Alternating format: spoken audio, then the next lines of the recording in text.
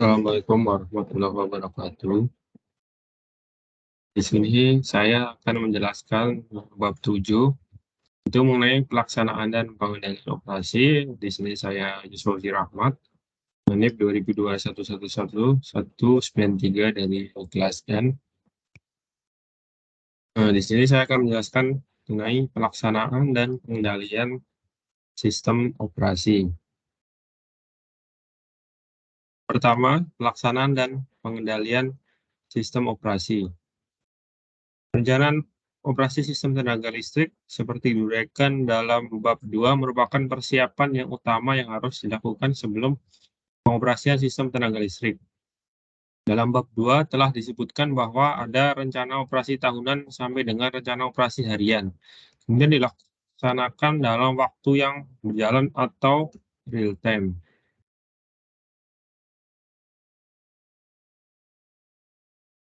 Kemudian persiapan sebelum pelaksanaan operasi.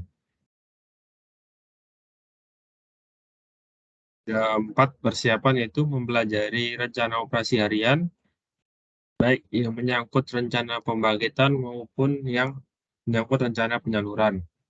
Kemudian mempelajari penyimpangan-penyimpangan yang terjadi dalam bencana operasi harian, terutama yang menyangkut gangguan sistem. Yang ketiga, mempelajari pekerjaan-pekerjaan pemeliharaan dan perbaikan yang dilakukan dalam sistem, khususnya yang memerlukan manuver jaringan sistem tenaga listrik. Yang terakhir, mengecek kesiapan fasilitas untuk operasi seperti alat telekomunikasi, telemetering, dan telecontrolling. Kemudian pelaksanaan operasi. Pelaksanaan dari apa yang tercantum dalam rencana operasi harian dilakukan oleh dispatcher dengan jalan memerintahkan alokasi pembebanan unit pembangkit kepada dispatcher area atau P2B. Kemudian pengendali operasi.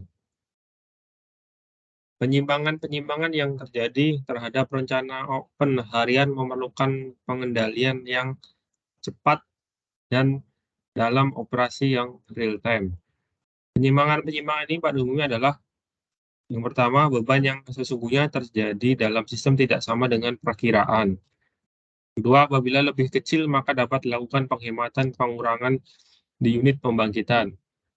Ketiga, unit pembangkit yang diperlukan siap operasi dalam rencana operasi harian ternyata mengalami gangguan. Yang keempat, ada peralatan penyaluran sistem saluran udara atau transformator yang dianggap siap operasi ternyata mengalami kegagalan atau gangguan. Yang terakhir, ada gangguan temporer, misalnya karena petir, bencana alam menyebabkan sebagian dari sistem padam, bahkan koordinasi kerja relay kurang baik. Kemudian pedoman operasi. Ada beberapa pedoman operasi yang perlu dijalankan. Yang pertama, urutan prioritas unit pembangkitan atau merit order. Kemudian beban maksimal dan minimal yang diperbolehkan bagi tiap unit pembangkit. Yang ketiga, konfigurasi jaringan. Yang keempat, batas-batas kewenangan pengatur beban atau P2B. Yang kelima, hal-hal yang harus dilakukan dalam waktu mengatasi gangguan seperti prioritas pengiriman, saluran-saluran yang dipakai untuk pengiriman, dan beban yang tidak boleh lepas. Yang keenam, prosedur memberi laporan dan perintah operasi. Yang ketujuh, prosedur pembebasan tegangan. Yang kedelapan, penggunaan fasilitas telekomunikasi, telemetering, dan telecontrolling. Yang terakhir, tata cara berkomunikasi baik dalam lingkungan P2B maupun di luar lingkungan PLN P2B. Kemudian, yaitu konfigurasi jaringan terbagi menjadi 3, rel tunggal, rel ganda, dan PMT 1.5. Yang pertama, rel tunggal di mana pusat listrik dari gardu induk dengan rel tunggal atau rel satu rel busbar. Kemudian rel ganda di mana pusat listrik dan gardu induk yang menggunakan rel ganda dengan 1 PMT. Kemudian rel dengan PMT 1.5 dibagi menjadi 2, rel dengan PM 1.5 dari suatu gardu induk, kemudian posisi PMT dari pusat listrik dengan rel 1.5 PMT dalam proses mengatasi gangguan. Pedoman umum mengatasi gangguan. Yang pertama, pelajari dulu bagaimana keadaan sistem sesaat setelah mengalami gangguan. Yang kedua, unit pembangkit mana yang masih beroperasi. Kemudian lakukan langkah-langkah penyelamatan sistem. Kemudian setelah langkah tersebut dilakukan, kemudian dilakukan pemasukan beban jaringan distribusi secara bertahap menurut prioritas feeder. Terakhir, dalam pelaksanaan butir B perlu diperhatikan tegangan dalam sistem karena beban masih ringan sehingga mungkin sekali ada bagian sistem yang mengalami over voltage. Kemudian prosedur pembebasan tegangan. Terdapat 4 poin prosedur penting dalam pembebasan tegangan. Yang pertama, terlebih dahulu perlu dipelajari apa pengaruh dari pembebasan tegangan bagian instalasi yang direncanakan. Kalau yang akan dibebaskan tegangan adalah penghantar, perlu dianalisa aliran dayanya. Kemudian setelah dilakukan perhitungan untuk memperkirakan apa yang akan terjadi, kemudian pusat pengatur beban atau unit pengatur beban P2B melakukan pembebasan tegangan.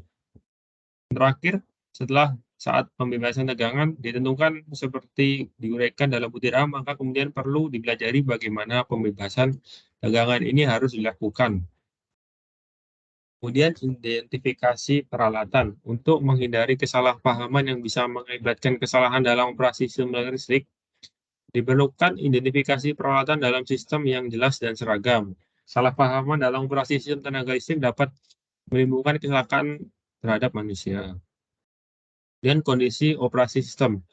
Ada beberapa kondisi operasi sistem, yaitu kondisi normal, kondisi rawan, kondisi darurat, kondisi gangguan. Di mana kondisi normal yaitu apabila kondisi operasi penuh. Sistemnya secara normal, batas frekuensi, batas-batas tegangan, dan batas daya. Kemudian kondisi rawan yaitu apabila sistem atau salah satu elemen dalam sistem generator, motor, saluran transmisi mengalami trip. Kemudian kondisi darurat yaitu kondisi di mana sistem batas frekuensi atau batas tegangan yang tidak dapat dipenuhi. Yang terakhir, kondisi gangguan yaitu kondisi operasi sistem di mana konsumen yang dapat tidak mendapat tegangan. Kemudian pemasukan dan pengeluaran PMT. Ada 4 hal yang harus dilakukan dalam pemasukan PMT atau yang disebut dengan pemberian tegangan, yaitu instalasi baru yang belum pernah diberi tegangan, kedua instalasi baru yang baru saja mengalami perbaikan, kemudian mempertemukan tegangan dari 2 instalasi atau interkoneksi, terakhir instalasi yang baru saja mengalami gangguan. Kemudian masalah arus hubung sikat, hal-hal yang harus diperhatikan, yaitu 1, menutup jaringan, kemudian memasukkan PMS, yang terakhir operasi dengan beban rendah. Kemudian untuk pusat pengatur distribusi, ada 6 poin dalam pusat pengatur distribusi. Yang pertama, analisa gangguan yang terjadi dalam sistem, yaitu menganalisa gangguan jika terjadi gangguan dalam sistem tenaga listrik. Yang kedua, mengkoordinir pekerjaan pemeliharaan pemadaman. Yang ketiga, mengamati dan menganalisa perkembangan beban setiap bagian jaringan distribusi, apakah mengalami kenaikan atau penurunan. Yang keempat, mengamati dan menganalisa profil tegangan. Yang selanjutnya memberikan saran dan saran perbaikan, apakah tegangan terlalu tinggi atau terlalu rendah. Kemudian mengamati dan menganalisa rugi-rugi yang terjadi dalam jaringan distribusi. Lakukan langkah-langkah operasi agar rugi-rugi ini dapat dikurangi. Kemudian ini hal yang sangat penting yaitu langkah-langkah keselamatan kerja bagi pekerja tersebut. Ada poin penting dalam langkah-langkah keselamatan kerja. Yang pertama, pemberian tanda daerah, kemudian daerah terlarang, kemudian yang terakhir prosedur kerja. Dalam pemberian tanda ini, instalasi yang tidak tervisualisir dan letaknya kemungkinan besar dapat tersentuh manusia harus diberi tanda. Daerah terlarang, di mana daerah ini hanya petugas tertentu yang boleh memasuki daerah ini. Kemudian prosedur kerja yang jelas, prosedur kerja dalam instalasi tegangan tinggi, tegangan menengah harus menggambarkan langkah-langkah pekerjaan yang akan dilakukan secara jelas. Kemudian yang terakhir yaitu mutu tenaga listrik, mutu penyaluran terhadap pelanggan. Itu ada 3, kontinuitas, deviasi frekuensi, yang terakhir kestabilan tegangan. Ukuran kestabilan tegangan pada pasokan bagi para pemakai tenaga listrik banyak ragamnya. Antara lain, batas-batas bawahnya yaitu Batas atasnya itu plus 5% dari nominal tegangan dan min 10% dari nilai nominal tegangan standar PLN.